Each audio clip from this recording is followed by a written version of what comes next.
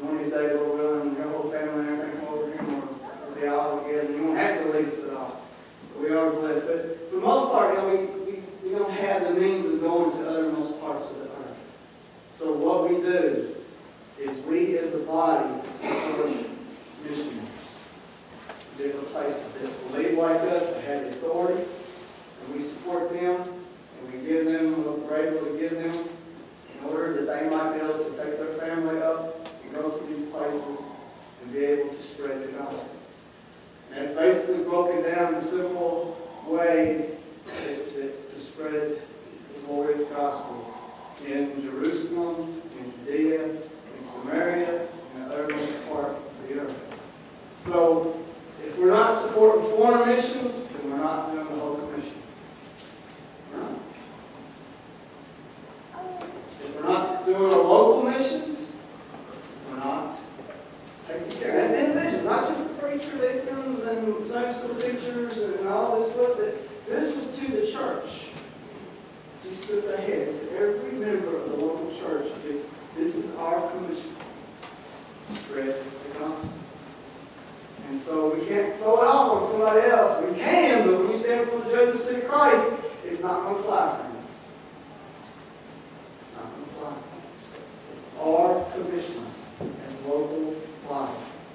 Now, how do we do this? Well, the admin we already seen in verse 18.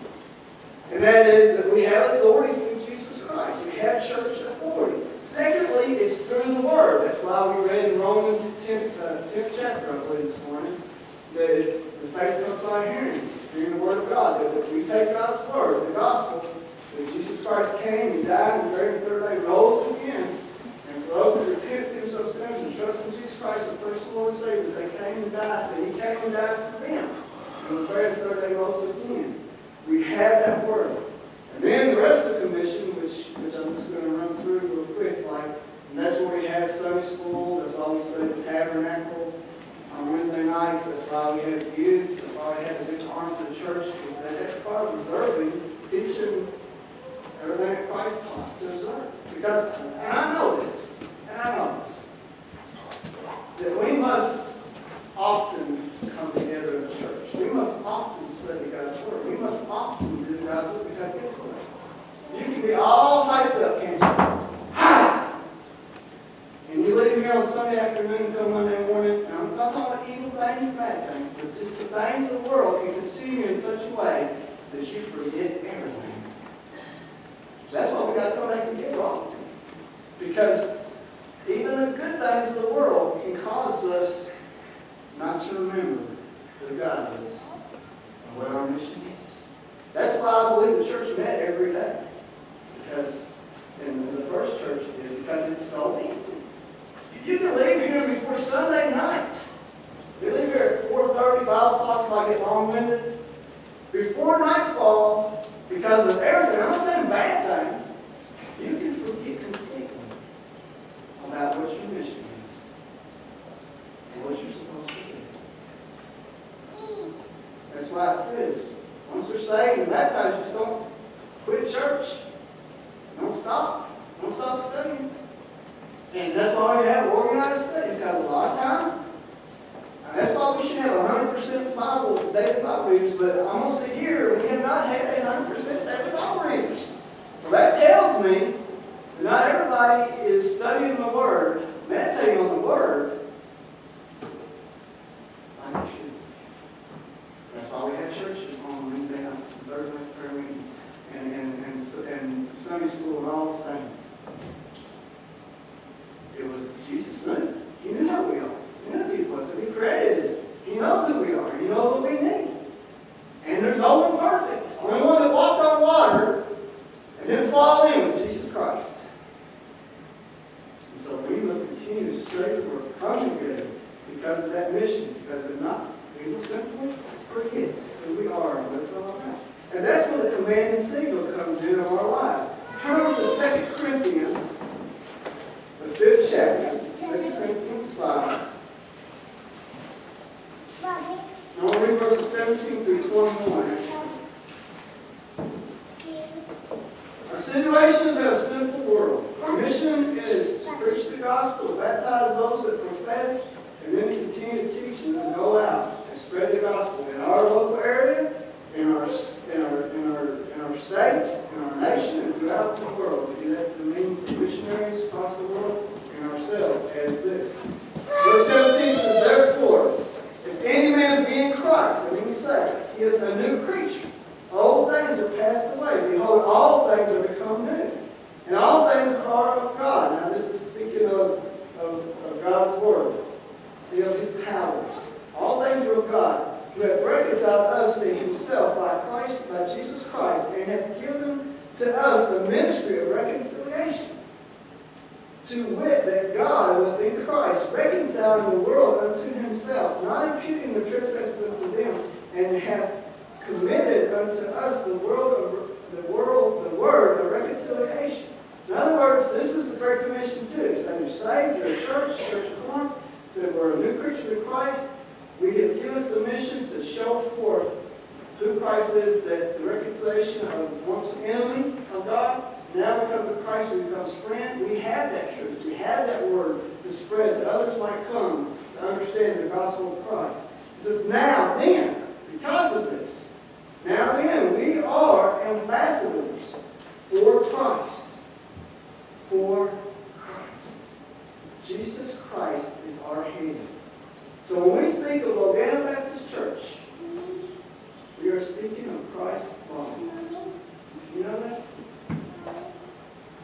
And really, if you remember this church, and you speak bad of Logano Baptist Church, you're speaking bad of yourself. And you're speaking bad of your own head, which is Jesus Christ. As though God did beseech you by us, we pray you in Christ's stead, be reconciled to God. For He hath made Him to be sin for us who knew no sin, that we might be made the righteousness of God. I read all this to come together. Verse 17, verse 21, we salvation is through the Lord. Even though we have the responsibility, we have the mission to spread the gospel, the gospel of reconciliation, the gospel of salvation of the Lord Jesus Christ, you and I cannot save anyone. It starts and ends with God and Jesus Christ by His grace, giving faith and trusting. And therefore we are the messenger. We are not the message. We are the message. We are the ambassador. See, that's what an ambassador is. A true ambassador in the world is one that takes the message from its nation to a foreign land. They really have no authority outside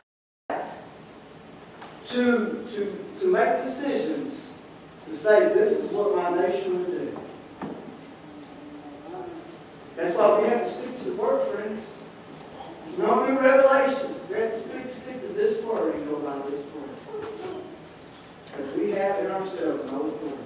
We have all authority through Christ. We go through the Word. So my question I asked the bulletin is, are you an angel? Now I know everyone has seen, what is the show? Should have wrote it down.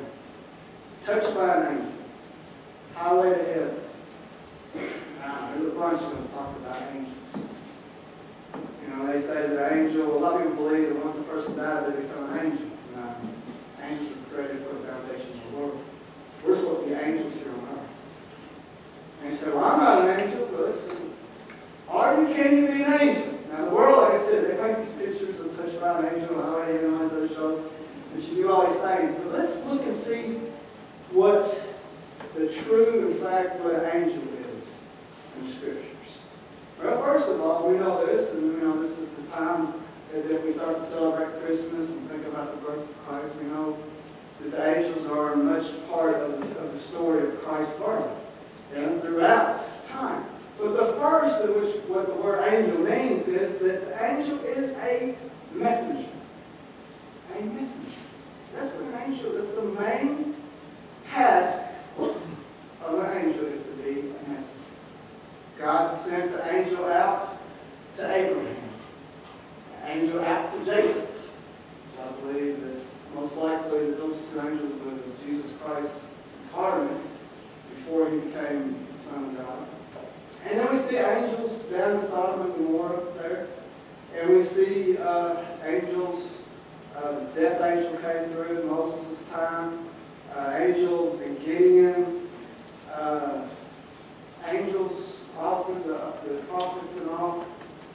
And then we see, as I said before, that the angel came to Elizabeth and John, Elizabeth and Zechariah, about John the Baptist being birthed, and then the angel came to Mary, and then Joseph, and then the angels came to the shepherds. And so, and on and on and on, we see that it was the message. Now, what message do we have? And I know this is kind of, but you know what? We often forget what message we have. You know what? How many times we find ourselves forgetting what message we have? We have opportunity. I'd say a lot of times. We have a message. A message given to us. Just like the messages that were given to the angels in the Old Testament and New Testament time, to come down and to spread the gospel, to spread the truth. But also angels were defenders. We know back to the Garden of Eden, those cherubims were set there to guard. We know that the angels in the end time were sent out. We are what? We are defenders of the Word. Now, there is a true fact that we don't have to defend this Word. No, we don't have to, but we are called to defend the truth. You know? We are called to stand up for the truth, to live the truth, and to defend the truth. We are called to defend the name of Jesus. Now, how do we defend the name of Jesus? Think about what's going on. Because it's a whole lot deeper than really we might say. Yes, we are to defend the true doctrines of Jesus Christ, which is the whole Bible. But how do we defend the name of Jesus? Guess what? It's to be ambassadors, to be Christ's King. That's how we defend His name. If we're saved, we confess and profess to be saved, and then we don't lift up the name of the Lord in our mouth and in our lives, are we defending the name of Jesus Christ? No. That's why it is a strong statement to say, I am a Christian. Because a Christian means Christ-like. That's a big statement. I'm a Baptist. By God's grace, I'm saved. I'm redeemed. But to stand up and say, I'm a Christian, like what a Christian is, that's a deep, deep truth that we really need to think about before we say, I am a Christian. Say, I'm saved. I'm redeemed. I'm Baptist. But that is defending the name of Christ. I said it before, and I say it again. We are to defend Bogana Baptist Church. If we live or we talk and we say bad things about our church, number one, we're saying bad things about ourselves. Number two, we're saying bad things about Jesus Christ. And we are not being an angel. We're not spreading the message, and we're not defending the Word, the name of Jesus, in His local body. The next thing, the next characteristic of an angel, according to God's Word, in many places, but obviously Isaiah 6, and that is to be a praiser, a worshiper of God. Now, that means private worship, yes, but it also means public worship. We are to be where God is. We are to be where the church is called out to be. That's where we are to be. That's where the angels were found. Was God found going to the angels for praise? No. Angels came, praised Him for His name. Same thing for us. We come together. But it's also, as we praise Him as messengers, as being an angel, is we are to go where God tells us to go. The only angels that did not go where God told them to go is Lucifer. Those who follow Him. And they are condemned one day to hell forever. So let's not be that kind of angel. Let's not be the angel of light. Or transform as the angel of light, excuse me. But let's be a real angel. So can you be an angel today? Can